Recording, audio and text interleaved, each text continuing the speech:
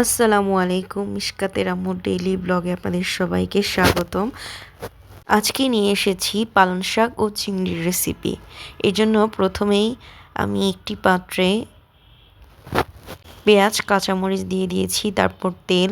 এখন সবগুলোকে ভেজে সবগুলো মশলা উপাদান দিয়ে তাতে পালং শাকগুলো দিয়ে দিচ্ছি। পালং শাক এমন একটি খাদ্য যাতে থাকে প্রোটিন, কার্বোহাইড্রেট, ফাইবার, চর্বি, vitamin A, C, K, E ও বি, এছাড়াও আয়রন, ক্যালসিয়াম, পটাশিয়াম, ম্যাগনেসিয়াম সহ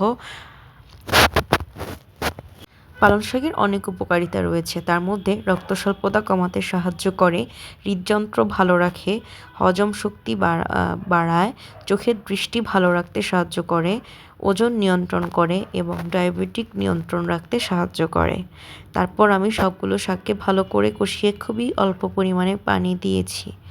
এরপর আরও 10 মিনিটের মতো অপেক্ষা করেছি। আমার পালং শাক ও চিংড়ির রেসিপি অলরেডি প্রস্তুত। আপনারা চাইলে খুব সহজেই পালং শাক তৈরি করে বাসায় খেতে পারেন এবং বিভিন্ন উপকারিতা পেতে পারেন। ধন্যবাদ ভিডিওটি দেখার জন্য।